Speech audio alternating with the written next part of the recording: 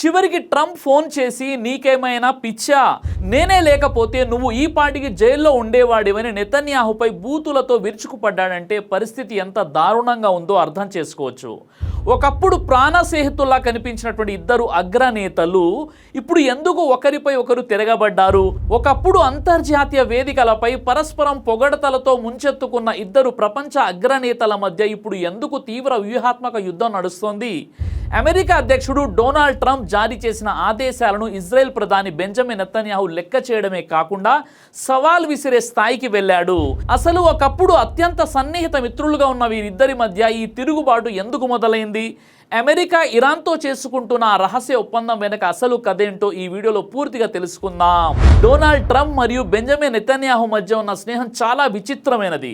గత 10 ఏళ్లలో వీరిద్దరూ ఒకరినొకరు ఎంతలా పొగడుకున్నారో కొన్నిసార్లు అంతే గట్టిగా విమర్శించుకున్నారు కూడా. ట్రంప్ను ఇజ్రాయెల్కు దొరికిన అత్యంత గొప్ప స్నేహితుడిగా నెతన్యాహు ఎప్పుడూ చెబుతూ ఉంటాడు. 2025లో బందీల విడుదల ఒప్పందానికి సహాయం చేసినందుకు గాను ట్రంప్ను నోబెల్ శాంతి బహుమతి ఇవ్వాలని కూడా నెతన్యాహు ప్రతిపాదించాడు. అలాగే డిసెంబర్ 2025లో ట్రంప్ కూడా నెతన్యాహును పొగుడుతూ ఇజ్రాయెల్ను కాపాడడానికి నెతన్యాహు లాంటి బలమైన నాయకుడే కావాలని అన్నాడు. కానీ ఈ పైపైన కనిపించే స్నేహం వెనక ఒక పెద్ద అసంతృప్తి దాగి ఉంది. 2020లో ఇరాన్ జనరల్ అయినటువంటి ఖాసిం సులేమానిని చంపే ప్లాన్ నుండి నెతన్యాహు చివరి నిమిషంలో తప్పుకున్నారు. ఆ విషయాన్ని ట్రంప్ ఇప్పటికీ మర్చిపోలేదు. నెతన్యాహు తనకు ద్రోహం చేశాడని ఆయన మనసులో గట్టిగా అనుకుంటున్నారు. ఈ పాత కోపం ఇప్పటికీ వారి మధ్య అలాగే కొనసాగుతోంది. 2026 ఫిబ్రవరి 28న అమెరికా ఇజ్రాయెల్ కలిసి ఇరాన్పై దాడి చేసినప్పుడు రెండు దేశాలు ఒకే తాడిపై ఉన్నట్లు కనిపించాయి. ఇరాన్ సైన్యాన్ని దెబ్బతీయడం, వాళ్ళ అణ్వాయుధాలను నాశనం చేయడం, అక్కడ ప్రభుత్వాన్ని మార్చడమే తన లక్ష్యాలని నెతన్యాహు ప్రకటించాడు. కానీ యుద్ధం మొదలైనటువంటి కొన్ని రోజులకే ఇద్దరి దారులు వేరువేరని స్పష్టమైంది. డొనాల్డ్ ట్రంప్ ఈ యుద్ధాన్ని వీలైనంత త్వరగా ముగించాలనుకుంటే నెతన్యాహు మాత్రం ఇరాన్, హెజ్బుల్లా, హమాస్లను పూర్తిగా తుడిచిపెట్టే వరకు ఎంత కాలమైనా యుద్ధం చేయాలని గట్టిగా అనుకున్నారు. ఈ క్రమంలో లెబనాన్ రాజధాని బీరూట్పై దాడులు చేయవద్దని ట్రంప్ హెచ్చరించిన నెతన్యాహు వినలేదు. దీనివల్ల అమెరికా ఇరాన్తో జరుపుతున్న సున్నితమైన శాంతి చర్చలకు పెద్ద ఆటంకం కలిగింది. దీనికి ప్రతిచర్యగా కాల్పుల విరమణను పక్కన పెట్టి ఇరాన్ నేరుగా ఇజ్రాయెల్పై క్షిపణులతో దాడులు చేయడంతో యుద్ధ వాతావరణం మరింత వేడెక్కింది. పాకిస్తాన్ సహాయంతో అమెరికా ఇరాన్ మధ్య ఒక తాత్కాలిక శాంతి ఒప్పందం కుదిరింది. పశ్చిమాసియాలో చాలా రోజులుగా జరుగుతున్న యుద్ధాన్ని ఆపడానికి జూన్ 19న స్విట్జర్లాండ్లో ఈ ఒప్పందంపై సంతకాలు చేయబోతున్నారు. అయితే ఈ 14 అంశాల ఒప్పందం ఇజ్రాయెల్కు తీవ్ర ఆందోళన కలిగిస్తుంది. ఎందుకంటే ఈ చర్చల్లో అమెరికా ఇజ్రాయెల్ను పూర్తిగా పక్కన పెట్టేసింది. ఈ ఒప్పందం ప్రకారం ఇరాన్ తన అణు కార్యక్రమాలను కొంతవరకు కొనసాగించడానికి అమెరికా ఒప్పుకుంటుందని, అలాగే లెబనాన్లో హెజ్బుల్లాపై ఇజ్రాయెల్ దాడులు చేయకుండా పరిమితులు విధిస్తుందని ఇజ్రాయెల్ భయపడుతుంది. అయితే డొనాల్డ్ ట్రంప్, జేడీ వాన్స్ తీసుకున్న ఈ నిర్ణయం ఇజ్రాయెల్కు జరిగిన పెద్ద ద్రోహమని తెలుగు మీడియా విశ్లేషించింది. తమ శత్రువైన హిజ్బుల్లాకు రక్షణ కల్పించేలా ఒప్పందంలో నిబంధనలు పెట్టడం నెతన్యాహు ప్రభుత్వానికి అస్సలు నచ్చడం లేదు.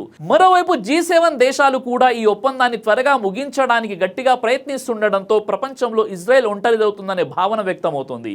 అయితే ఈ ఒప్పందం వల్ల తాత్కాలికంగా యుద్ధం ఆగిపోయినా క్షేత్రస్థాయిలో ఉన్న వాస్తవ పరిస్థితులు వేరుగా ఉన్నాయని విశ్లేషకులు భావిస్తున్నారు. ఈ ఇద్దరు పెద్ద నాయకులు ఒకరికొకరు వ్యతిరేకంగా నిర్ణయాలు తీసుకోవడానికి వాళ్ళ సొంత దేశాల్లోనే రాజకీయ ఆర్థిక పరిస్థితులే ప్రధాన కారణం. అమెరికాలో మరికొద్ది నెలల్లో ఎన్నికలు జరగబోతున్నాయి. అందుకే ప్రజల్లో క్రమంగా ఆదరణ కోల్పోతున్న ఈ యుద్ధాన్ని ఎలాగైనా త్వరగా ముగించాలని ట్రంప్ గట్టిగా ప్రయత్నిస్తున్నాడు. యుద్ధం వల్ల ప్రపంచవ్యాప్తంగా పెరిగిన పెట్రోల్, డీజిల్ ధరలను తగ్గించాలంటే హార్మోజ్ జలసంధి మార్గాన్ని తిరిగి తెరిపించడం ఆయనకు చాలా ముఖ్యం. ఒకవేళ ఈ యుద్ధం వల్ల అమెరికా ఆర్థికంగా నష్టపోతే గతంలో అమెరికా అధ్యక్షుడైనటువంటి హెర్బర్ట్ హూవర్ కాలంలో వచ్చిన లాంటి పెద్ద ఆర్థిక మాంద్యం వస్తుందేమోనని, అది తన రాజకీయ భవిష్యత్తును పూర్తిగా దెబ్బతీస్తుందని ట్రంప్ భయపడుతున్నాడు. నెతన్యాహు కూడా ఈ ఏడాది ఎన్నికలను ఎదుర్కోబోతున్నారు. ఇజ్రాయెల్పై జరుగుతున్న హెజ్బుల్లా దాడులను పూర్తిగా అణిచివేసి తానే విజేతను నిరూపించుకుంటే తప్ప ఆయన మళ్ళీ అధికారంలోకి రాలేడు.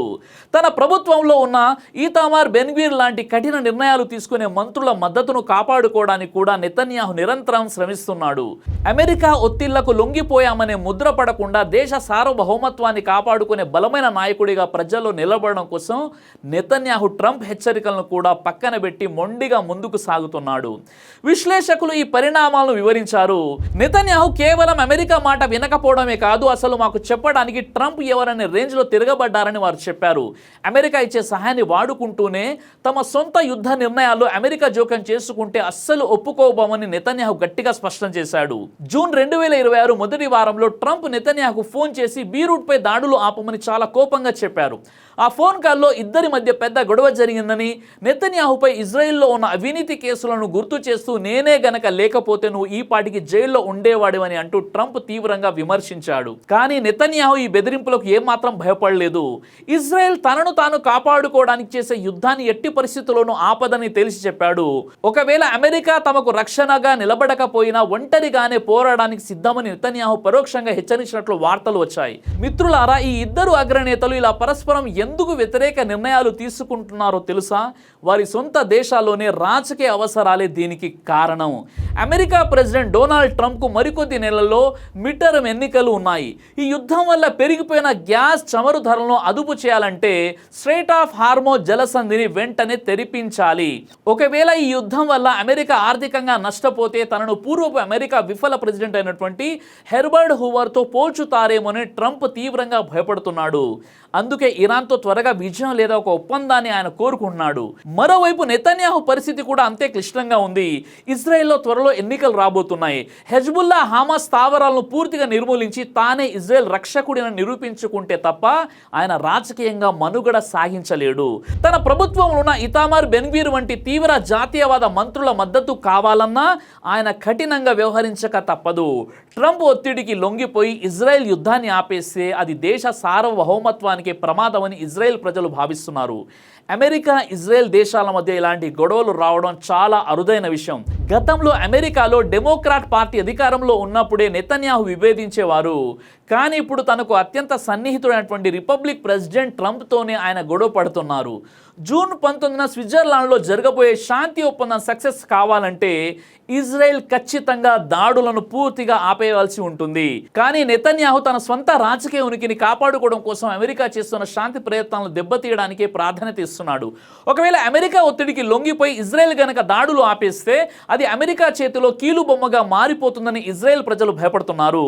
ఇజ్రాయెల్ ప్రతిపక్ష నాయకుడైనటువంటి యైర్ లాపిడ్ కూడా ఇదే విషయాన్ని చెబుతూ మన దేశం అమెరికా చేతిలో ఒక సంరక్షిత రాజ్యంగా మారిపోయిందని విమర్శించాడు. ఈ గొడవ కేవలం పశ్చిమాసియా ప్రాంతానికి పరిమితం కాకుండా ప్రపంచ మార్కెట్పై, ముఖ్యంగా పెట్రోల్ డీజిల్ సరఫరాపై మరియు అమెరికా ఎన్నికల భవిష్యత్తుపై చాలా పెద్ద ప్రభావం చూపించబోతోంది.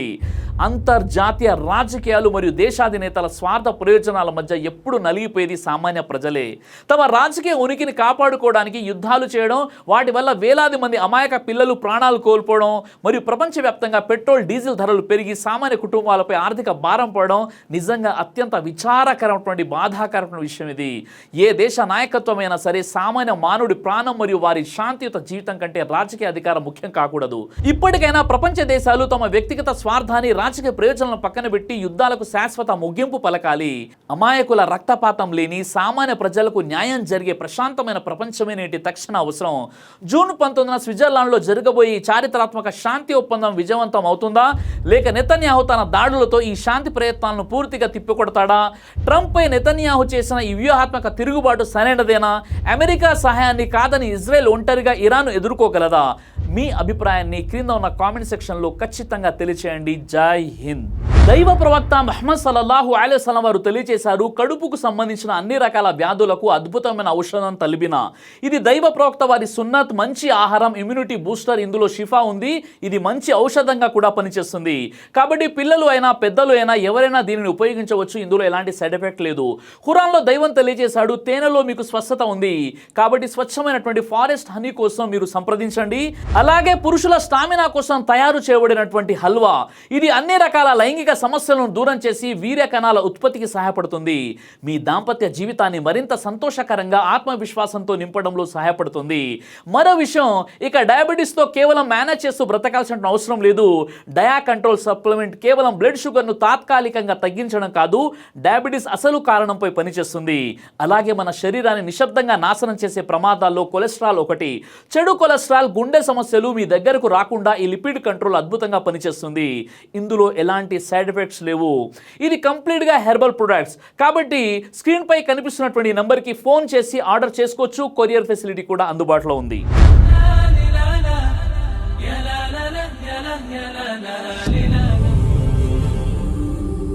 బ్రదర్ సిరాజ్ అని యూట్యూబ్ ఛానల్ని మీరు సబ్స్క్రైబ్ చేసినట్లయితే ఇన్షాల్లా దేవచిత్తం అయితే మీకు వీడియోస్ వస్తుంటాయి. అదేవిధంగా బ్రదర్ సిరాజ్ అనేటటువంటి ఫేస్బుక్ని కూడా లైక్ చేయడం వల్ల మీకు వీడియోస్ వస్తుంటాయి.